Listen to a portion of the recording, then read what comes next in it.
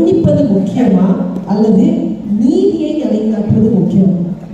ரெண்டு குழுவினராக இருக்காங்க. அவங்க தேவனுடைய வார்த்தையை கொண்டு வேதத்தின்படி இது எப்படி அப்படிங்கிறத அவங்க விளக்கம் அவங்க மத்தியில் கொண்டு வருவாங்க. அதுக்கு பின்பாக கடைசியில் நம்ம மத்தியில் இருக்கிற போதகர் அவங்க அதனுடைய தீர்ப்பை சொல்லுவாங்க. ஹல்லேலூயா. அதுக்கு முன்பு ஒரு காரியம் என்னன்னு சொன்னா, தேவ இந்த தேசத்துல நம்மளை கொண்டு நிறைய பேருக்கு ரட்சிக்கப்படுவாங்க இருக்குது. ஆமென். ஹல்லேலூயா. ஏன் சொன்னா, ஊர்ல உள்ள எல்லாத்தையும் ஆண்டவர் வித்தவங்களை இங்கதான் பிடிப்பாரு. ஹல்லேலூயா. பிடிச்சி இங்கதான் ஆண்டவர் ஆவிக்குரிய வாழ்க்கையில வளர செய்வார். ஆமென். அப்ப ஆவிக்குரிய வாழ்க்கையை வளர்வதற்கு போது சில காரியங்கள் நம்ம புரிந்து கொள்ள வேண்டும். அதாவது தேவனுடைய அன்னைக்கு நம்மளை கொண்டு போய் சேர்க்கணுன்றதுதான் எல்லாருடைய டெஸ்டினி. ஹல்லேலூயா. இந்த வாழ்க்கை டெம்பரவரி, நம்ம போய் சேர வேண்டிய ஒரு இடம் இருக்குது. அப்ப அந்த வாழ்க்கைக்கு நேராக போறதுக்கு சில காரியங்களை விடணும், சில காரியங்களை பிடிக்கணும். ஆமென். ஹல்லேலூயா. வேதத்துல சொல்லப்பட்டிருக்கிறது, இந்த காரியங்களை விட்டுங்க, இந்த காரியங்களை பிடிச்சு கொள்ளுங்க. ஆமென். இதுதான் நம்மளை நித்தியத்துக்கு கொண்டு போய் சேர்க்க போகுது. ஆமென். ஹல்லேலூயா. எடுத்துக்க ரெண்டு காரியமே மிக முக்கியமான தலைப்பு. ஹல்லேலூயா. நான் சொல்லுவேன், அவங்க பேச போறாங்க. மன்னிப்பு இல்லைன்னாலும் தேவனுக்கு போக முடியாது, நீதி நிலைநாட்டினாலும் தேவனுக்கு போக முடியாது. ஆனா அவங்க அவங்க அணியில் இருக்கிறவங்க அது எது முக்கியம் அவங்க பேசுவாங்க. கரெக்டான அதை நான் பேச போறது இல்லை, அவங்க பேச போறாங்க. இப்போ ரெண்டு அணியா இருக்காங்க. அது யார் யாருன்றது நான் பேரை சொல்லிடுறேன். ஹல்லேலூயா. ஏன்னா உங்களுக்கு புரியணும் எந்த பக்கத்துல இருக்கிறவங்க யாருன்னு சொல்லி. ஹல்லேலூயா. அதாவது அணி ஒன்று மன்னிப்பது தான் முக்கியம் அப்படின்னு சொல்லிட்டு பிரதர் புகழும் சிஸ்டர் லின்சியும் பேசுவாங்க. ஹல்லேலூயா. அடுத்த ரெண்டாவது அணியை சேர்ந்தவங்க இல்லை இல்லை, மன்னிப்பதை விட நீதி நிலைநாட்டுறதுதான் முக்கியம் சொல்லி பிரதர் மணியும் சிஸ்டர் ஜெனிஃபர் அவங்களும் பேசுவாங்க. ஹல்லேலூயா. அவங்க முதலாவதாக நீதியை நிலைநாட்டுவது சொல்லிட்டு பிரதர் புகழ் மன்னிப்பது முக்கியம் சொல்லிட்டு பிரதர் புகழ் அவங்களுக்கு கொடுக்கப்பட்ட நேரத்துல வேத வார்த்தைகள் காரியங்களை சொல்லி அவங்களுடைய பாகத்தை அவங்க கொடுக்க போறாங்க.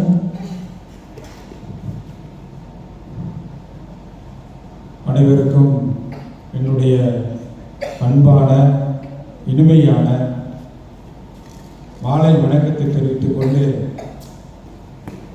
விசுவாசிகளை தேவ பாதைக்கு நேராக அழைத்து செல்வது மன்னிப்பது முக்கியமா இல்லை நீதியை நிலைநாட்டுவது முக்கியமா என்று சொல்லி விவாதத்தை தலைப்பு கொடுத்திருக்காங்க.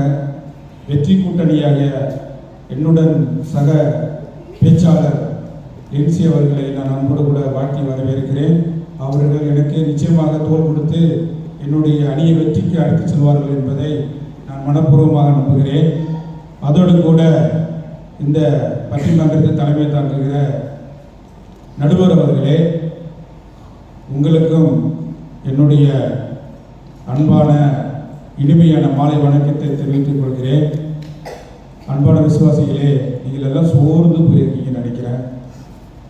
என்னடா சாப்பாடு 8 ஆயிடுச்சு, வயிற்றுல மணி அடிக்குது, பசி எடுக்குது, இவங்க வேற பட்டிமன்றம் வச்சு நம்ம டைம் வேஸ்ட் பண்ணுறாங்கன்னு கவலையோடு காத்திருக்கிற அன்பான சகோதர சகோதரிகளே, உங்களுக்கும் ஆண்டவர் நிச்சயமாக மன்னிப்பு தான் வழங்கியிருக்கிறார். உண்மைதானே?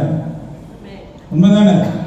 ஒரு விசுவாசியை அழைத்து செல்வதற்கு நீதி நிலைநாட்டுவது முக்கியம் அல்ல, அவனுக்கு மன்னிப்பு கொடுத்ததாங்க அவன் நம்முடைய கிறிஸ்துவ சபைக்குள்ள வருவான். நீதியை நிலைநாட்டலாம், அது ஓகே. ஆனால் ஒருத்தன் மன்னிச்சு பாருகிறார், அவன் வாழ்க்கை மாறும், அவனுடைய எல்லா செயல்களும் மாறும்.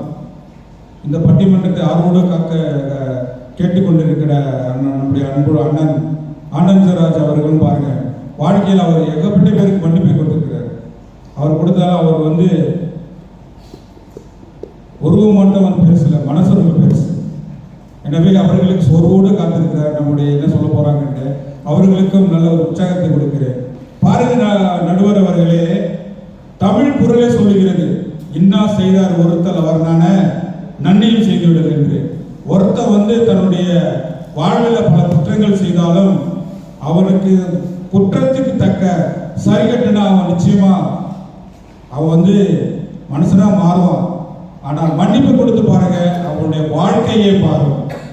வேண்டா விதமாக பேச வந்திருக்கிற எதிரை நண்பர்கள் நினைச்சா எனக்கு கொஞ்சம் கஷ்டமாக தான் இருக்கு. என்னுடைய பேச்சு கேட்டு அவர்களும் என்ன செய்வது நம்ம யோசிச்சுட்டு வந்திருக்கிறாங்க. இருந்தாலும் அவர்களை உற்சாகப்படுத்துகிறேன். நடுவர் அவர்களே, நம்முடைய வேதத்திலே ஆண்டவராய் இயேசு கிறிஸ்து பல இடங்களிலே நீதி நிலைநாட்டினார். ஆனால் அவர் மன்னிப்பு குறித்து தான் நிறைய இடத்துல சொல்லியிருக்கிறாரு. மன்னிப்பு குறித்து தான் அவர் நிறைய இடத்துல சொல்லியிருக்கிறார்.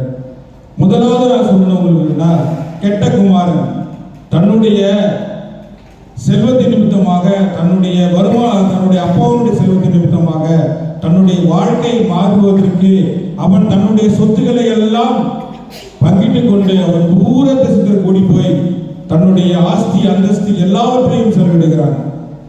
செலவிட்ட பிறகு அவன் பாக்கெட்ல ஒரு பைசாவும் இல்லை. காசு தீரதான் அவனுக்கு அருமை தெரியுது.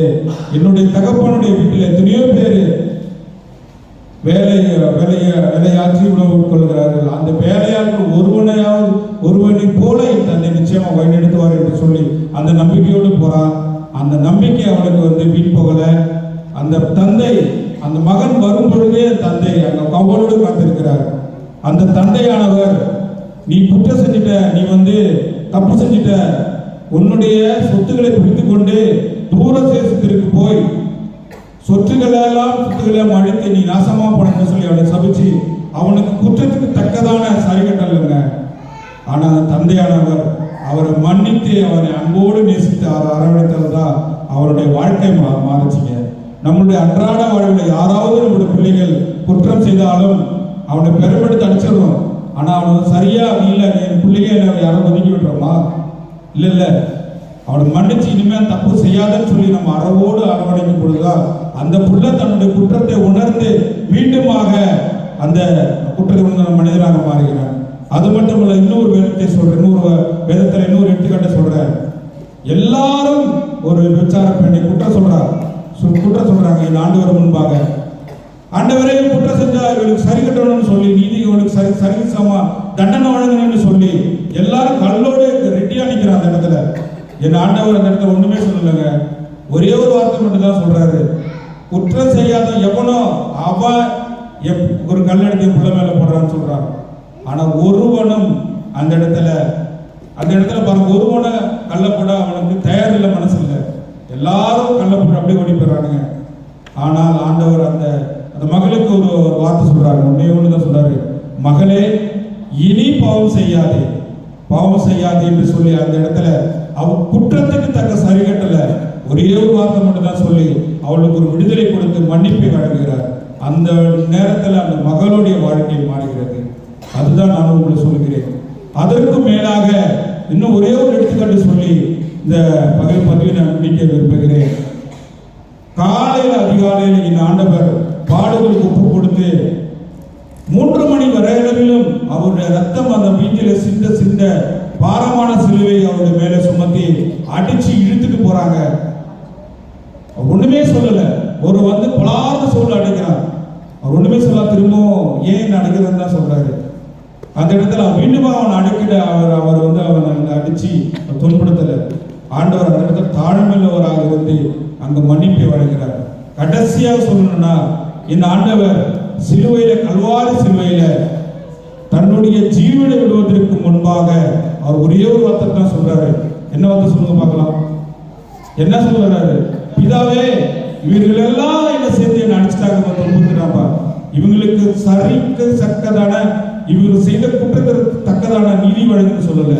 ஒரே ஒரு வார்த்தை தான் சொன்னாரு என் ஆண்டவர், பிதாவே இவர்களை மன்னின்னு சொல்லிதான் அந்த ஜீவனை விட்டார்.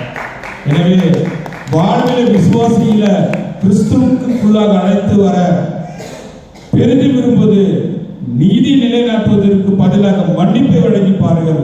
அவர்களுடைய வாழ்க்கை மாறும். அவர்களும் கிறிஸ்துவனை ஏற்றுக்கொண்டு அவர்களும் கிறிஸ்துவாக வாழ்வார்கள் என்று சொல்லி என்னுடைய வாதத்தை முடிக்கிறேன். நன்றி, வணக்கம்.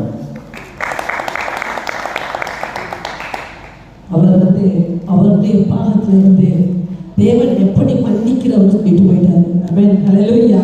உண்மைதான். தேவன் சிலுவையில் முதலாவதாக பிதாவே இவர்களை மன்னியும், இவர்கள் செய்கிறது இன்னது என்று அறியாது செய்திருக்கிறான்னு சொல்றாரு. அதே மாதிரி பரலோக ஜெபத்துல சொல்லுவாரு, இவங்களை நீங்க ஆண்டவர்களை எப்படி மன்னிச்சாரோ நாங்களும் அப்படி மன்னிக்கணும்னு சொல்லி கொடுத்துருப்போம். ஹல்லேலூயா. ஆனா இப்ப உண்மைதான், மன்னிப்பு கொடுக்குற கருத்து. ஆனா ஒரு வார்த்தை சொல்லுங்க, யோபு 37:23 அது வாசிக்கல. யோபு 37:23 எந்த இடத்துல வாசிக்க? 23.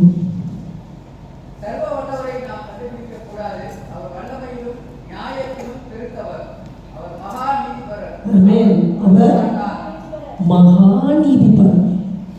மன்னிக்கிறது உண்மை, ஆனா அடுத்தது அவர் நீதிபர், மகாநீதிபர்.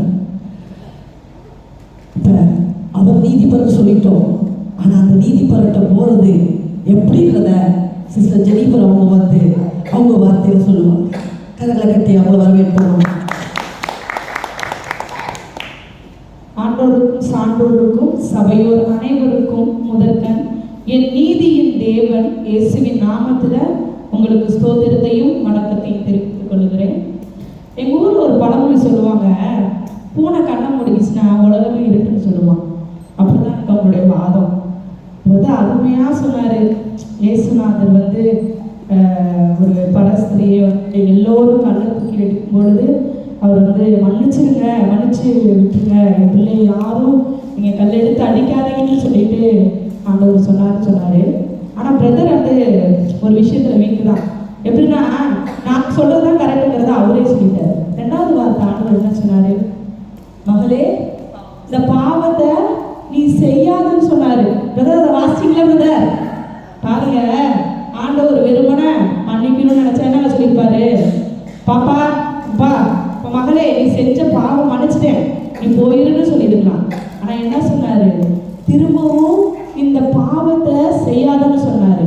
அப்ப ஆண்டவர் வெறுமனை மன்னிக்கிறது மட்டும்தான் ஒரு மனிதனை புனித பாதையில நடத்தும்னு சொல்லியிருந்தா அதோட சொல்லிட்டு போமா அவனோட பாவம் மன்னிச்சிருக்கணும் மட்டும் சொல்லியிருக்கலாம். ஆனா ஆண்டவர் சொல்லுகிறார், திருத்தமாய் சொல்லுகிறார், மறுபடியுமா அந்த பாவத்தை செய்யாதன்னு சொல்றாரு. ஏன்னா தேவனே சொல்றது என்னன்னா, நீதியை நிலைநாட்டப்படணுங்கிறத ஆண்டவர் விரும்புகிறார். இரண்டாவது காரியம், இயேசுநாதர் உங்களுக்கே தெரியும், உலகத்துல பாவமே இல்லாத ஒரே மனிதர் யாருன்னா நம்முடைய இயேசு கிறிஸ்து மட்டும்தான். ஆனா அவர் யாரை ஞானஸ்தானம் எடுத்தாரு? எதுக்கு ஞானஸ்தானம் எடுத்தாரு? நீதியை நிலைநாட்டதான் ஆண்டவர் ஞானஸ்தானம் எடுத்தாரு. நான் நினைக்கிறேன் என்னுடைய எதிர்கட்சி அணியினர் இதை வாசிப்பாங்கன்னு நினைக்கிறேன்.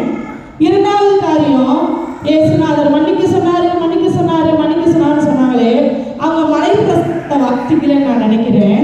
என்னன்னா, ஆண்டவர் சொல்லி இருக்கிறாரு மலை பிரசங்கத்துல, நீதியின் மேல் பசித்தாக உள்ளவன் பாக்கியவான் என்று சொல்லி இருக்கிறாரு. அது மட்டும் இல்ல, நீ பரலோக ராஜ்யத்துக்கு போகணும்னா என்ன செய்யணும்?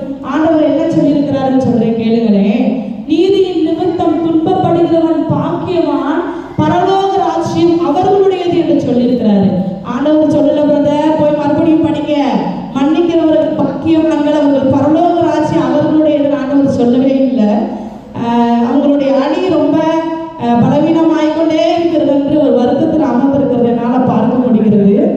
இரண்டாவது காரியம், தேவன் நீதி மேல் பிரியப்படுகிறவர். எப்படி என்று சொல்லுகிறேன், வேதம் சொல்லுகிறது. சங்கீதம் 89:14 வசனத்துல சொல்லுது, நீதியும் நியாயமும் ஒரு சிங்காசனத்தின் அடித்தளம் என்று சொல்லுகிறது.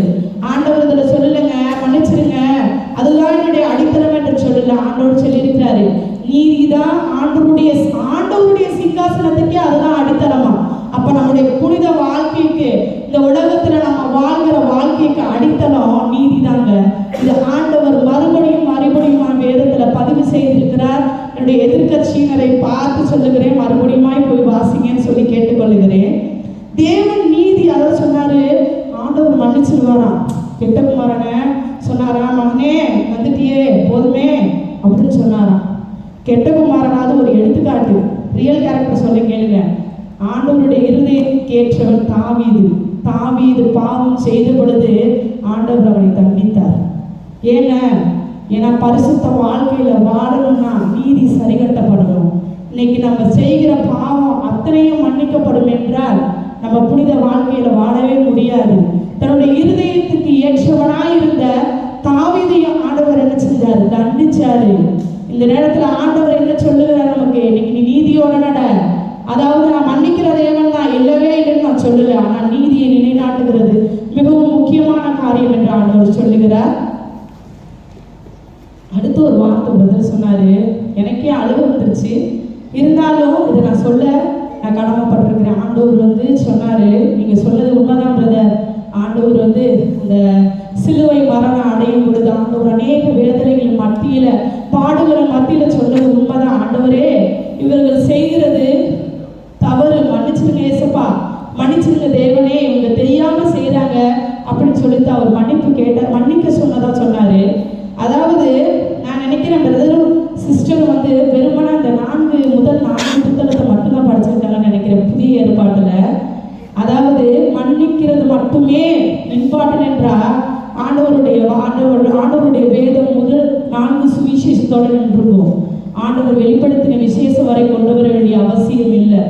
ஆண்டவர் பூமியில நிலைநாட்ட வேண்டியது நீதி. ஏனென்றால் ஆண்டவர் சொல்லுகிறாரு, அநியாயம் செய்கிறவர் இன்னும் அநியாயம் செய்யட்டும், அசுத்தம் உள்ளவன் இன்னும் அசுத்தம் செய்யட்டும், நீதி செய்கிறவன் இன்னும் நீதி செய்யட்டும், அவனவன் செய்கைக்கு தக்க பலம் என்னோடு கூட வருகிறது என்று சொல்லுகிறார். ஆண்டவர் மன்னிக்கிறது மட்டும் என்று போதும் என்று சொல்லியிருந்தால் சிலுவை மரணத்தோட எல்லோருமே பரலோகத்துக்கு போவாங்க நிச்சயம் இருந்திருக்கும். இல்லைங்க, ஆண்டவர் நீதியை நிலைநாட்ட விரும்புகிறார். நம்முடைய நீதியின் தேவன் நிர்மல தேவன் நம்முடைய தேவனாய் இருக்கிறார். ஆண்டவர் அவருடைய 2ஆம் வருகையில நம்முடைய செய்கைகளுக்கு தக்க பலனை ஆண்டவர் கொடுப்பார். இதுல இருந்தே உங்களுக்கு தெரிஞ்சிருக்கோம், அவங்க சொல்றதெல்லாம் ஒன்றுமே இல்லை, ஆண்டவர் சொல்லுகிறது நீதியை தான் நிலைநாட்ட வந்திருக்கிறார் என்று நீங்க புரிந்து கொள்வீங்க. கடைசியாய் ஒரே ஒரு வார்த்தையை சொல்லி முடிக்கிறேன். தலையை விட கால் பெருசு தாங்க. கண்டிப்பா தலையை பார்த்தீங்கன்னா ஒரு சான் தான் வரும், ஆனால் கால் பார்த்தீங்கன்னா 5 ஜான் வரும். தலையை விட கால் பெருசா இருந்தாலும் தலை தான் முக்கியம். அதுபோல மன்னிக்கிறது பெருசா இருந்தாலும் நீதியை நிலைநாட்டுகிறது ரொம்ப முக்கியம். ஆண்டவர் சொல்லுகிறார், நீதியின் மேல் பசிதாகம் உள்ளவர்கள் பாக்கியவான்கள் என்று சொல்லுகிறார். அதன்படி ஆண்டவருடைய நீதியின் தேவனாய் இருக்கிற ஆண்டவரை விரும்புகிற இந்த நடுவர் அவர் நீதியான ஒரு தீர்ப்பை கொடுப்பார் என்ற நம்பிக்கையோடு இந்த 2 நடுவர்களை நான் பார்த்து சொல்லுகிறேன். நீதியின் தேவன் நீதியை நிலைநாட்ட வந்தவர் என்பதை நீங்கள் கண்டிப்பாக ஒத்துக்கொள்வீர்கள் என்ற நம்பிக்கையோடு என்னுடைய உரையை முடிக்கிறேன். ஆமென். அவங்க பாகத்துல அவங்க எல்லாத்தையும் சொல்லிட்டு போயிட்டாங்க. உண்மைதான், கர்த்தர் நீதிபரர். ஆனா நான் ஒரு விஷயம் சொல்லுவேன், நீதிபரர் அவர் நீதி விசாரிக்க நியாயாதிபதியா வரப்போறதா எல்லாம் உண்மை. ஆனா அவர் மன்னிக்கலன்னு இந்த இடத்துல உட்கார்ந்து இருக்க மாட்டோம். உண்மைதானே? மன்னிக்கலன்னா நானும் நீங்களும் உட்கார்ந்து இருக்க மாட்டோம். நானும் நீங்களும் அதே சிறுவனை தொகையிட்டோம். அதே நேரத்துல அது மன்னிச்சதுக்கு அப்புறம் நீதியை நிலைநாட்டலன்னு சொன்னா அந்த ஜட்ஜ்மெண்ட்ல போய் நிற்க போகும். அதுவும் இருக்கு. அல்லேலூயா. எவ்வளவுதானே? மன்னிச்சுட்டாரு, பிள்ளையா பார்த்துட்டாரு, கொண்டு வந்துட்டாரு. இனி வேலை என்னது? நீதியை நிலைநாட்ட வேண்டும். இதை அவங்க ஆணித்தரமா சொல்ல போறாங்க, மன்னிப்பு முக்கியம் அப்படின்னு சொல்லிட்டு. இப்ப லின்சி சிஸ்டர் அந்த சபை அந்த அவங்களுடைய அணிக்கு வெற்றியை தோல்வி நிர்ணயிக்கிறது அவங்க கையில தான் இருக்கு. இதை கடைசி பங்கு அவங்க நிச்சயமா வார்த்தையை கொண்டு பேசுவார். கரங்களை தட்டி வரவேற்போம். கர்த்தருடைய பரிசுத்த நாமத்துக்கு மகிமை உண்டாவதாக. கடந்ததற்கான ஒவ்வொரு பிள்ளைகளையும் இயேசு கிறிஸ்துவின் நாமத்தினால வாழ்த்தி வரவேற்கிறேன். இந்த இடத்துல பேசும்படியாக கொடுக்கப்பட்டதான ஒரு தலைப்பு, மன்னிப்பது அவசியமாய். மன்னிப்பது அவசியம் அப்படின்னு என்னுடைய அணியினர் ஆல்ரெடி பேசிக்கொண்டு உட்கார்ந்திருக்கிறார். வேதத்தோட எல்லா காரியங்களையும் அவர்கள் ஏற்கனவே பேசிவிட்டார்கள். நடுவர் சொன்னது போல நம்முடைய வாழ்க்கையில மன்னிப்பு நம்ம பெற்றுக்கொள்ளவில்லை இல்லை என்றால் உண்மையாவே இந்த இடத்துல நம்ம யாருமே அமர்ந்திருக்க முடியாது. நம்ம வேதத்துல வாசிக்கிறோம், ஆண்டவரே என் சகோதரன் எனக்கு விரோதமாய் குற்றம் செய்து வந்தால் நான் எத்தனை தரம் மன்னிக்க வேண்டும் அப்படின்னு கேட்கும்போது இயேசு சொல்றாரு 770 தரம் மன்னிக்க வேண்டும் அப்படின்னு சொல்லி இயேசு சொல்றாரு. இப்போ முதல் முறையாக நமக்கு ஒரு மன்னிப்பு கிடைக்காம நம்மளால அடுத்த ஸ்டெப்புக்கு செய்ய முடியாது, போக முடியாது. நான் ஒரு உண்மை சாட்சி மூலமா நான் ஒரு அவிசுவாசிகள் இருக்கிறதான ஒரு இடத்துல நம்ம இருக்கும்போது நம்ம போய் முதல்ல நம்ம போய் செய்ய முடியாது, நீதியை செய்ய முடியாது, அந்த இடத்துல போய் அவங்க கிட்ட பறைசாற்ற முடியாது. ஏன்னா யாரும் கேட்க மாட்டாங்க, உட்கார்ந்து யாரும் கேட்க மாட்டாங்க. முதல்ல அவங்களுக்கு தேவையானது என்னவோ அதை முதல்ல அவங்களுக்கு கொடுத்து அதுக்கு பிறகு நம்ம என்ன செய்யலாம், நீதியை பற்றி நம்ம என்ன செய்யலாம், அவங்க கிட்ட பேசலாம். ஒரு அவிசுவாசமான ஒரு கிராமத்துல இருந்து ஒரு என்னுடைய தகப்பனாரை அவங்க கொஞ்சம் விட்டார்கள். ஒரு 15 வருடம் கழித்து அந்த கொஞ்சவர்கள் யார் என்பது எங்களுக்கு தெரியும். அந்த கேஸ் கோர்ட்டுக்கு வருது. கோர்ட்டுக்கு வரும்போது கூண்டில் நிற்கிறவர்கள் குற்றவாளிகள் என்பது எங்களுக்கு தெரியும். இந்த இடத்துல நிற்கிறது என்னுடைய தாயார். அவங்க தான் குற்றவாளின்னு சொன்னா அவங்களுக்கு தண்டனை உண்டு இருக்கு. அதை வாதாடுகிற வக்கீலுக்கும் தெரியும் அந்த சைடில் நிற்கிறவங்க குற்றவாளிகள் என்பது, ஜட்ஜுக்கும் தெரியும் குற்றவாளிகள் என்பது. இப்பொழுது தீர்ப்பு என்னுடைய தாயுடைய கையில் இருக்கிறது. கேட்கிறாங்க, இவர்கள் தான் கொலை செய்தார்களா என்று கேட்கும்போது என்னுடைய தாயார் எடுக்க வேண்டிய ஒரு முடிவதில் இருக்குது. அவங்க ஆம் என்று சொன்னால் அவர்களுக்கு தண்டனை, அவர்கள் ஒன்றும் பேசவில்லை என்றால் அவர்களுக்கு விடுதலை. என்ன செய்திருப்பார்கள் என்று நினைக்கிறீர்கள்? அந்த இடத்துல நீதியை நிலைநாட்டணும், இல்லை அவங்களுக்கு தண்டனை வாங்கி கொடுக்கணும்னு நினைச்சிருந்தா ஒரு நாள் அவங்களுக்கு என்ன செய்ய முடியாது, தேவனுடைய அன்பை நம்ம செய்ய முடியாது, பறைசாற்றவே முடியாது. இந்த இடத்துல என்னுடைய தாயார் வாயை திறக்கவே இல்லை. அவங்க விடுதலை செய்யப்பட்டார்கள். கிட்டத்தட்ட என்னுடைய தகப்பனார் மரித்து கிட்டத்தட்ட 26 ஆண்டுகள் ஆகிறது. இன்னைக்கு அது ஒரு தேவனை அறியாத ஒரு கிராமம். இன்னைக்கு அந்த இடத்துல அநேகம் தேவனை அறிந்து கொண்டு வருகிறார்கள். எதனால நான் சொல்லுவேன்னா, என் தாயார் போய் யாருக்கு ஹாஸ்பிட்டல் சொல்லலை, என் தாயார் அதே ஊரில் தான் இருக்கிறாங்க. அன்னைக்கு அவங்களுக்கு கொடுத்துதான் அந்த மன்னிப்பு முதல்ல மன்னிப்பு அவசியம். அதுக்கு பிறகு அவங்க கிட்ட போய் தேவனை பற்றி என்ன செய்ய முடியும், தேவனுடைய அன்பை என்ன செய்ய முடியும், நமக்கு பறைசாற்ற முடியும், தேவனுடைய நீதியை நமக்கு என்ன செய்ய முடியும், சொல்லிக் கொடுக்க முடியும். முதல்ல நான் போய் இல்லை அவங்களுக்கு தண்டனை கொடுக்கணும்னு சொல்றேன், எனக்கு போன உயிர் திரும்ப வரப்போறது இல்லை. ஆனா அதே நேரத்துல நான் பல அவிசுவாசிகளை நினைச்சிட்டு இழந்து போயிருப்போம், ஒரு கிராமத்தை இழந்து போயிருப்போம்.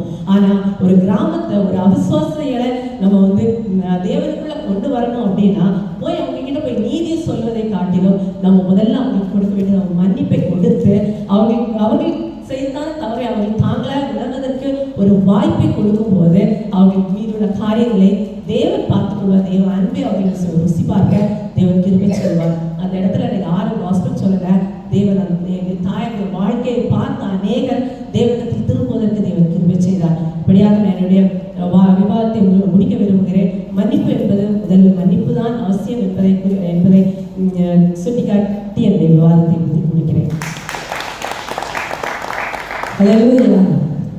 வாழ்க்கையில் நடந்த உண்மை சாட்சியை கொண்டு அவங்க சாட்சி சொல்லிட்டாங்க. அல்லேலூயா.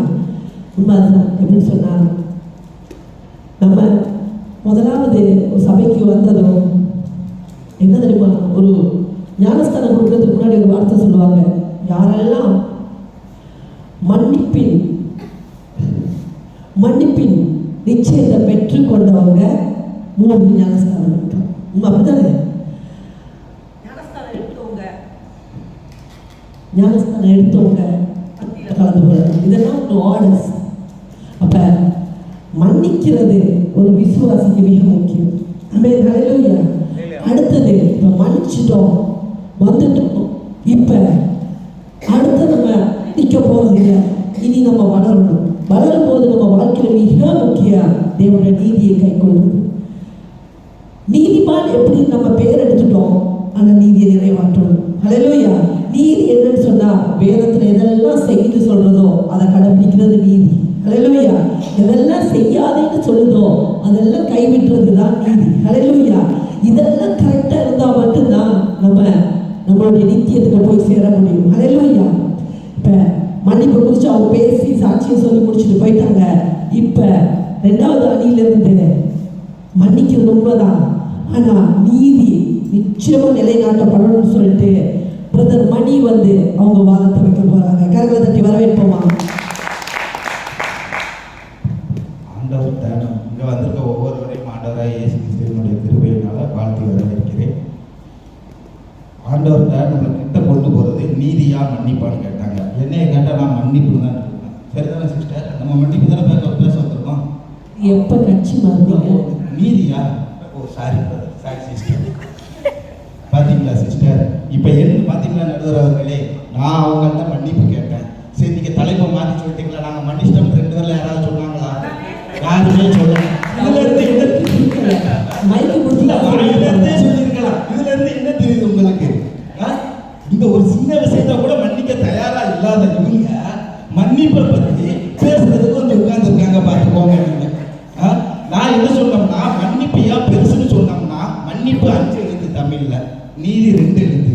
அதனால நான் சொன்னது மன்னிப்பு பெருசு அப்படின்னு சொன்னேன். ஆனா இவங்கள்ட்ட ஒரு சின்ன மன்னிப்பு கேட்டேன். இந்த ஒரு சின்ன மன்னிப்பை கூட எதிரணிக்காரங்க 2 பேரும் கொடுக்கறதுக்கு தயாரா இல்லை. ஆனா இவங்க மைக்க பிடிச்சிட்டு மன்னிப்பை பத்தி 1/2 மணி நேரமா பேசிட்டு போய் உட்கார்ந்துருக்காங்க. இதுல இருந்தே நீங்க பாத்துக்கோங்க, நீதி பெருசா இல்ல மன்னிப்பு பெருசா அப்படின்னு. ஆனால் மன்னிப்புங்கிறது எதுல இருந்து உருவாகுதுன்னு பாத்தீங்கன்னா, ஒரு நீதிமான் இருந்தான்னா அவனோட நீதிமான்றது எல்லா குணங்களும் இருக்கும். அந்த குணங்கள், நீதியோட குணங்கள்ல ஒரு சின்ன அடிப்படை தான் அந்த மன்னிப்புங்கிறது. அதைத்தான் ஆண்டவராக இயேசு கிறிஸ்து என்ன சொல்லியிருக்கிறாருன்னா, நீங்க முதல்ல பாத்தீங்கன்னா ஆபிரகாமை எடுத்துட்டு வர்றாரு ஆண்டவர். தனியா ஊருங்கிற ஊர்ல இருந்து, தனி தேசத்துல இருந்து நீ நான் காட்டக்கூடிய தேசத்துக்கு நீ போப்பா அப்படின்னு எடுத்துட்டு வர்றாரு. அப்ப எடுத்துட்டு வரையில ஆதிகாமம் 15:6 என்ன சொல்லியிருக்கிறாரு அப்படின்னா, அவன் கர்த்தரை விசுவாசித்தான், அது அவர் அவனுக்கு நீதியாக எண்ணினார். கர்த்தர் வந்து ஆபிரகாமுக்கு நீதியாக எண்ணினார். அவர் நீதியாக எண்ணதுனாலதான் அவர் கூட்டிட்டு வந்தார். இதே ஆபிரகாமன் 4 பேர்த்த மன்னிச்சாரு, அதனால நான் கூட்டிட்டு வந்தேன் அப்படின்னு சொல்லல. என்ன சொல்லியிருக்குன்னா, அவர் அவனுக்கு நீதியாக எண்ணினார் அப்படின்னு சொல்லியிருக்கு. நமக்கு வந்து ஆண்டவர்கிட்ட நம்ம நீதியில நிலைச்சிருந்தோம்னா ஆண்டவருக்குள்ள நம்ம நெருங்கி போகலாம். அந்த நீதிக்குள்ள இருக்கக்கூடிய சுபாவங்கள் என்னென்னு பார்த்தீங்கன்னா, பாதுகாப்பு இருக்கு, வெளிச்சம் இருக்கு, வளம் இருக்கு, ஆரோக்கியம் இருக்கு, சமாதானம் இருக்கு, மகிழ்ச்சி இருக்கு. இதோட சேர்த்து தான் மன்னிப்பு இருக்கு. ஆனா இந்த நீதிங்கிறது எப்படின்னா பெரிய கடல். இந்த கடல்ல மன்னிப்புங்கிறது ஒரு சின்ன குளம் தான். அந்த குளம் வந்து எப்ப வேணாலும் வற்றி பெறலாம். நம்மள்ட்ட இருக்கக்கூடிய ஒவ்வொருவரையும் அங்க சிஸ்டர் சொன்னாங்க, நாங்க வந்து ஆண்டவர் வந்து 7 தரம் இல்லை 70 தரம் மன்னிக்க சொன்னாரு. ஆனா இங்க வந்திருக்கக்கூடியவங்க ஒவ்வொருவருடைய மனசாட்சியை நீங்களே தொட்டு சொல்லுங்க, நீங்க உங்க சகோதரர்களை ஒரு 7 தடவையாவது மன்னிச்சிருப்பீங்களா அப்படின்னு கொஞ்சம் எண்ணி பாருங்க. நீங்க கேட்டா நான் நீதிமான் அப்படிங்கிறீங்க. நம்மளும் தான் சர்ச்சுக்கு வரோம், சபைக்கு வரோம். ஆனா ஆண்டவர் சொன்னார், ஆண்டவர் சொன்ன போதனத்தெல்லாம் கேட்கிறோம். 7 தடவை இல்லை 70 தடவை உன் சகோதரனை மன்னிப்பாயாக அப்படின்பாங்க. ஆனா இந்த சபைக்கு வரவங்க தான் முதல்ல அறுவாலை தூக்கிட்டுமா, ஒன்று அவர் இருக்கணும் இல்லை நான் இருக்கணும், அந்த வரப்பு எனக்கு தான் சொந்தம் அப்படிமா வயக்காட்டில் போய் நின்றுக்கிட்டு. ஆனா இங்க அப்படி கிடையாது. ஆனா நீதி ஒருத்தன் நீதி மட்டும் இருந்ததுனாலே அவனுக்கு பின்னாடி அவனுக்கு மன்னிக்கக்கூடிய குணம் எல்லாம் அவன் பின்னாடியே வந்துடும். நீதிங்கிறது எப்படின்னா, சில பேருக்கு கண்ணுக்கு தெரியாத மாதிரி, அதாவது ஒரு மரத்துல வந்து வேர் எவ்வளவு முக்கியமோ அதே மாதிரி நீதிங்கிறது ஒரு மனுஷனுடைய வாழ்க்கையில ரொம்ப முக்கியம். அப்ப அந்த வேர் வந்து நல்லா தலைச்சு நின்றுச்சுன்னா உங்களுக்கு சில மலர்கள் பூக்கும், காய் காய்க்கும். இந்த மன்னிப்புங்கிறது வந்து இந்த மலர்கள் மாதிரி சில இடத்துல காய்ச்சி பூ பூத்து இதாகும், பழம் கொடுக்கும், சில இடத்துல உதிர்ந்து போயிடும். அதை மாதிரியே தான் நம்ம மனசுகளோட மனசு அதை மாதிரியே தான். அதைத்தான் ஆண்டவர் என்ன சொல்றாரு, நம்ம தேவையில்லை, நீங்கள் முதலில் தேவனுடைய ராஜ்யத்தையும் நீதியையும் தேடுங்கள், பின்பு இவைகள் எல்லாம் உங்களுக்கு கூட கொடுக்கப்படும். நீங்கள் மன்னிப்பை தேடுங்கள் அப்படின்னு ஆண்டவர் சொல்லல. ஆண்டவர் சொல்றார், முதல்ல நீ தேவனுடைய ராஜ்யத்தை தேடு, பின்பு அவருடைய நீதியை தேடு, பின்பு இவைகள் எல்லாம் உங்களுக்கு கூட கொடுக்கப்படும். அந்த இவைகள் எல்லாம் அந்த இடத்துல உங்களுக்கு மன்னிப்பு உள்ள வந்துருது. மன்னிப்பு அதுக்கு உள்ள இது வந்து நீதி வரல. அதனால நடுவர் அவர்களை நீங்கள் பார்த்துக்கொள்ளுங்க. முதல்ல நான் உங்களுக்கு ஒரு சாட்சியோட நிரூபித்தேன், 2 பேரும் மன்னிக்கிறதுக்கு தயாரா இல்லை. இதுல இருந்தே தெரியுது நாங்க தான் ஜெயிக்க போறோம்னு. எங்களுக்கு தான் மெஜாரிட்டி அதிகமா இருக்கும். இல்ல நீங்க ஓட்டு எடுத்து கணக்கு பண்ண போறீங்கன்னா, நீங்க இங்க வந்திருக்கவங்க யாராவது நான் என் சகோதரரை 20 முறை மன்னிச்சிருக்கோம் யாராவது ஒரு ஆள் கையை தூக்கிறட்டும். நாங்க தோற்றோம்னா நாங்க தோல்வியை விட்டுருக்கோம். எங்களோட ஒரு ஓட்டு கையை 70 முறை மனசாட்சியோட கர்த்தர் தானே உங்களை ஆசீர்வதிப்பாராக. ஆமா, ஒரு ஓட்டு தானே போட அல்லேலூயா. கரங்களை தட்டி உற்சாகப்படுத்துங்க. நான் நடுவர் இல்லை, நான் ஜஸ்ட் இதை நடத்தி கொடுக்குறது. பாஸ்டர் அவங்க தான் நடுவர். இப்போ ஒன்று மாத்திரம் நம்மளும் செஞ்சுக்கலாம். கடைசியில் நீதியை நிலைநாட்டிட்டு ஒரு குரூப்ல மன்னிப்பை கேட்டு போயிடலாம். இது எப்படி இருக்குது? ஜட்ஜு சொல்லுங்க, ஒரு குரூப் வின் பண்ணிருச்சுன்னு சொல்லிட்டு அவங்களுக்கு நான் நீதியை நிலைநாட்டிட்டு யாரு வின் பண்ணலையே அவங்கள மன்னிச்சுங்க அப்பான்னு சொல்லிட்டு போயிடலாம். தலைப்புக்கு போயிட்டு நிறையவே இருக்கா. எத்தனை பேர் இதில் வந்து தேவனுடைய கருத்துக்கள் ஆழங்களை புரிஞ்சு கொண்டீங்க? அல்லேலூயா. ஒரு வசனத்தோட வாசனை நினைக்கிறேன். சங்கீதம் 11:7. சங்கீதம் நீதி உள்ளவர் நீதியின்மேல் பிரியப்படுவார், அவருடைய முகம் செம்மையானவர்களை நோக்கி இருக்கிறது. ஏற்கனவே எழுதி வச்சுதான் இருக்காரு, ஆனால் வரல. அல்லேலூயா. ஏன்னா வேதமான ஃப்ளோல போயிடுச்சு. கர்த்தர் நீதி உள்ள, நீதியின் மேல பசிதான் அவர். பழைய பிரசங்கத்துல அவர் சிறப்பு சொன்னது மாதிரி நீதியை குறித்து சொல்லிட்டு போயிடுவார். அதே ஆண்டோடு தான் பரமண்டலத்தில் எங்கள் பிதாவே அப்படின்னு ஜெபத்தை சொல்லி கொடுக்கும்போது நாங்கள் எங்கள் கடனாளிகளை எப்படி மன்னிக்கணும்னு சொல்லி கொடுத்துருக்கூடாது. அப்படித்தானே? கர்த்தர்களை மன்னிச்சது போல நம்மளும் அவங்கள மன்னிக்கணும். அதோடு கூட பேருக்கு தான் வந்து கேட்பான், நான் என் சகோதரனை எத்தனை முறை மன்னிக்கணும் ஆண்டவரை. அதாவது சொன்னதுல அர்த்தம் என்ன தெரியுமா? ஏன் எழுதுனா அதுக்கு முடிவே இல்லை நீ மன்னிக்கிறது. அல்லேலூயா. மன்னிக்க முடியாதுன்னா நீ கணக்கு போட்டு பார்த்தா நீ மன்னிக்க முடியல, நீ மன்னிச்சுக்கிட்டே தான் இருக்கணும். அல்லேலூயா. அப்ப இந்த கிறிஸ்தவ வாழ்க்கை என்பது மன்னிக்கவும் வேண்டும், நீதியை நிலைநாட்டவும் வேண்டும். முடிவு பாஸ்டர் கையில இருக்குது, அவங்க வந்து முடிவை சொல்லுவாங்க. கரங்களை தட்டி வர வேண்டும்.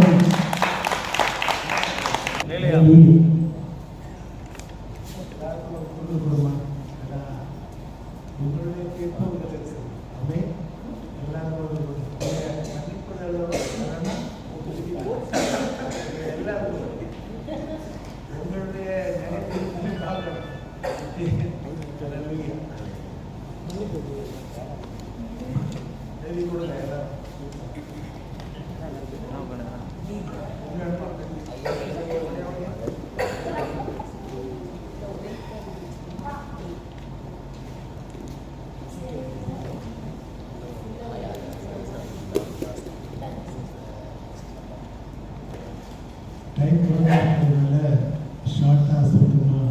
நான் சொல்கிறதுக்கு முன்பதாக ஆஸ்திரேலியா தயவுசெய்து உங்கள் சஜஷனை சொல்லுங்க. கர்த்தருடைய பரிசுத்த நாமத்துக்கு மகிமை உண்டாவதாக. பாஸ்டர் என்னை வந்து வழியில் எடுத்துட்டு இருக்காங்க.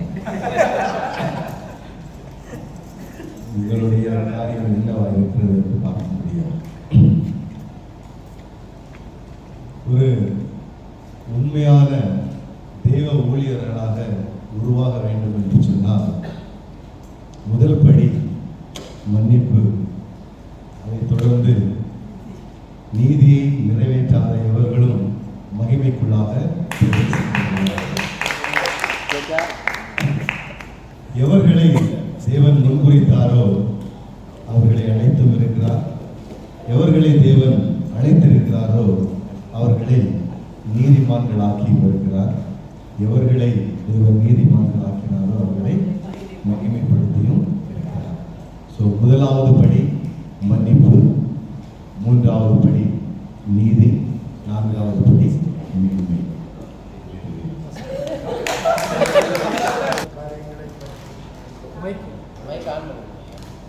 ஒரு 2 நிமிஷமோ 3 நிமிஷமோ பேசுகிறேன். நம்மளே பேச என்ன சொல்லுங்க? பிதாகுமாரன் பரிசுத்தர். இப்போ நமக்கு ஜஸ்ட் எக்ஸாம்பிள் ஆதாமையும் ஏவாளையும் எடுத்துட்டு அதே டைமில் பிதாவாகிய தேவனையும் நம்ம ஏதேன் தோட்டத்தையும் கொஞ்சம் நினச்சி பார்க்கலாம். அவை பிதாவாகிய தேவன் 6 நாளில் எல்லாவற்றையும் உண்டாக்கி முடித்து 6வது நாளில் மனுஷனை என்ன செய்தார்? தன்னுடைய மண்ணினாலே உருவாக்கி தன்னுடைய சொந்த கரங்களினாலே அவரை அதிகமாக நேசித்தபடினால எல்லாத்தையும் வார்த்தையினால் படைத்த தேவன் நம்ம என்ன செய்தார்? ஆதாமை கரங்களினாலே அவருடைய ரூபத்தின்படி சாயலின்படி படைத்தார். அவர் கூட உறவாடினார். அவரோட மகிமையில ரொம்ப சந்தோஷமாக ஏதேன் தோட்டத்தில் உறவாடினார். அவர் அதில் ரொம்ப சந்தோஷமாக இருந்தார்.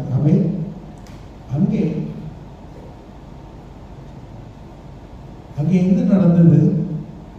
ஏவாள் மூலமாக பிசாசானவன் வஞ்சித்தபடியினால ஆதாமனும், ஏன்னா நம்ம பொதுவாகவே மனைவிகளுக்கு எல்லாருமே நம்ம கொஞ்சம் தானே முடிச்சதான் இருக்கிறோம் இல்லையா? இருக்காம 95% அப்படிதான் இருக்கிறாங்க உலகத்தில். சரியா ஆண்டோடைய வார்த்தையின்படி அப்படி இருந்தால் தான் நம்ம என்ன செய்ய முடியும்? நம்மளுக்கு எல்லா விதத்திலையும் நம்ம ஜெயிக்க முடியும் ஆண்டவர்களாக. அது இல்லாத குடும்பத்தில் தான் பிரச்சனையும் பாடுகளும் நிறையா போய் கொண்டிருக்கிறது. சரியா? அப்போ நம்ம பார்க்க வேண்டிய காரியங்கள், பிதாவாகிய தேவன் நீதியின் தேவனாக இருந்தபடினாலே ஆதாமை ஏவாளையும் தோட்டத்தை விட்டு என்ன செய்தார்? விரட்டி விட்டார்.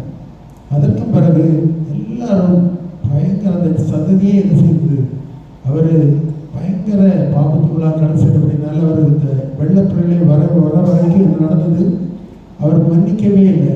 நீதியின் தேவனாக நீதியை நிறைவேற்றினார், சகலத்தை அடித்து போட்டார் இல்லையா, நிக்கிரகம் பண்ணினார்.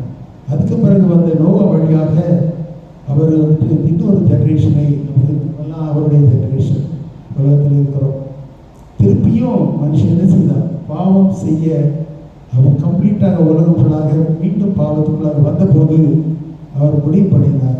காரணம், நம்மை நேசித்தபடினால அவருடைய வார்த்தை மாம்சமாகி கன்னிமரத்தில் உற்பத்தியாகி பிறந்து நமக்காக அவர் என்ன செய்தார், அவரை மன்னிக்கும் பொருட்டாக இந்த உலகத்தில் அனுப்பினார். இந்த மன்னிப்பு இல்லைன்னு சொன்னால் நம்ம ஒருத்தர் இன்னைக்கு இந்த இடத்துல வந்து உட்கார்ந்துருக்க மாட்டோம். அல்லேலூயா. அப்போ அந்த ஒரு கிருபை கொடுத்த நீதியின் தேவன் தன்னுடைய குமாரன் மூலமாக நமக்கு ஒரு மன்னிப்பை தந்து மீண்டுமாக நாம் அந்த நீதிக்குள்ளாக கடந்து செல்லும்படிக்கு பெரிய கிருபை செய்தார். இப்போ நீதி இல்லைன்னு சொன்னால் நம்ம பரலோகத்தில் போக முடியாது. அதே டைமில் மன்னிப்பு இல்லைன்னு சொன்னால் நம்ம என்ன செய்ய முடியாது, அந்த நீதிக்குள்ளாக வரவும் முடியாது. ஆமே. அதனால் ரெண்டுமே நமக்கு தேவை. சபைக்கு மனுஷனுக்கு ரெண்டுமே தேவை. ஆமே. அதுதான் ஃபைனல் தீர்ப்பு. ஆமே.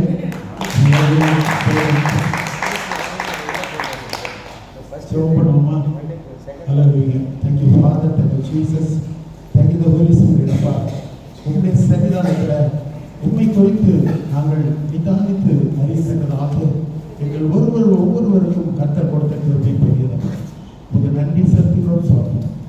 வந்திருக்கிற எங்கள் ஒவ்வொரு பிள்ளைகளையும் நாங்கள் வாழ்த்தி ஆசீர்வதித்து செய்கிறோம். கர்த்தாவை வரக்கூடிய நாட்களில் இந்த திருச்சபை பெருகும்படிக்கு மனதார நாங்கள் இவர்களை ஆசீர்வதித்து செய்கிறோம். கர்த்தருடைய ஆசீர்வாதம் மாத்திரமே ஐஸ்வர்யத்தை தரும் என்ற வார்த்தையின்படி இவர்களுக்கு என்னென்ன தேவைகளோ கஷ்டத்தின் மத்தியிலிருந்து கடந்து வந்த இந்த பிள்ளைகள் 7 வருஷம்னு சொல்லுவாங்க. இனிமேல் இந்த 8வது வருஷத்திலிருந்து கர்த்தருடைய ஆசீர்வாதங்கள் அனைத்தும் பெற்றுக்கொண்டு கர்த்தருடைய நாமத்தை உயர்த்துகிற எல்லாம் நல்ல காரியங்களில் கர்த்தருடைய கூடவே இருந்து மகனையும் நல்ல அந்த திருச்சபையார் அனைத்தையும் நடத்தப்படியாக நாங்கள் சொல்லுவோம். கர்த்தருடைய பரிசுத்த நாமங்களை எழுப்பி பிரகாசிக்க கிருபை செய்யணும். உங்களுடைய 7 விதமான பாதுகாவலர்களுக்கு நாங்கள் வைத்து சொல்லிக்கிறோம். விசேஷமாக கர்த்தருடைய கிருபையினால் இவர்கள் அதிகமாக தாக்கப்படுவார்களாக. எல்லாருடைய கண்களிலும் விசேஷத்தை தைரியம் கிடைக்க கிருபை செய்யப்படும். எந்த இடத்துல வைத்து இந்த திருச்சபை ஆசிரியருக்கு கர்த்தர் சித்த வைத்திருக்கிறீரோ அவ்வளவு மேன்மையான ஒரு திருச்சபையாக உருவாக்கி கொண்டு சொல்றேன். இன்னும் கர்த்தாவே ரட்சிக்கப்படாத அனைத்து ஜனங்களுக்காக சொல்லிக்கிறோம். 5 கண்ட மக்கள்ல அப்போ அழைக்கப்பட்ட ஜனங்கள் எல்லாருமே இருந்தது. ஆனால் தெரிந்து கொள்ளப்பட்ட ஜனங்களுக்காக சொல்லுங்கள். கர்த்தர் தாமே நம்முடைய ரகசிய வருகை சீக்கிரத்தில் இருக்கும் என்று விசுவாசம்